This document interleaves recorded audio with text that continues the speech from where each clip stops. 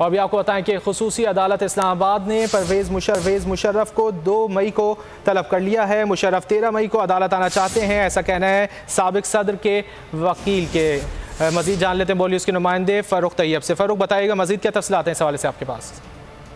आज जो है वो परवेज़ मुशर्रफ संगीन गद्दारी केस की समाअत हुई और दौरान समाअत जो है वो अदालत का कहना था कि मुशर्रफ जो है वो अदालत में पेश क्यों नहीं हो रहे। अदालत ने मुतअद्दिद मरतबा उनकी तलबी का नोटिस उनको जारी किया है। तो इस पर परवेज़ मुशर्रफ के वकील सलमान सफदर का कहना था कि परवेज़ मुशर्रफ जो है वो अदालत आना चाहते हैं, लेकिन वो चूंकि वाशरूम में गिरने से उनकी रीढ़ की हड्डी भी मुतासर हुई और इसके साथ साथ वो दिल के आर्जे में भी मुब्तला है। उनका ये भी कहना था कि परवेज़ मुशर्रफ की केमोथेरेपी चल रही है, तो इस वजह से वो 13 मई को ही आ सकते हैं। तो इस पर बेंच के जज जस्टिस तारा सफदर का कहना था कि 13 मई से तो रमजान होगा, तो इस वजह से आप परवेज़ मुशर्रफ को 2 मई तक ले आए। अगर परवेज़ मुशर्रफ 2 मई तक ना आए तो फिर उसके बाद अदालत जो है वो अपना मुनासिब हुक्मनामा जारी करेगी। इसके साथ साथ संगीन गद्दारी अदालत की जानिब से 342 का सवालनामा भी परवेज़ मुशर्रफ के वकील के सपोर्ट कर दिया गया और कहा है कि आइंदा समाअत पर इस सवालनामे का जवाब जो है वो भी अदालत के अंदर जमा कराया जाए। तब परवेज़ मुशर्रफ के वकील का कहना था कि हमें जो है वो संगीन गद्दारी के केस का मुकम्मल रिकॉर्ड नहीं मिल रहा और हुकूमत में ये रिकॉर्ड है तो हुकूमत की जानिब से हमें रिकॉर्ड नहीं मिल रहा। तो जिस पर अदालत का कहना था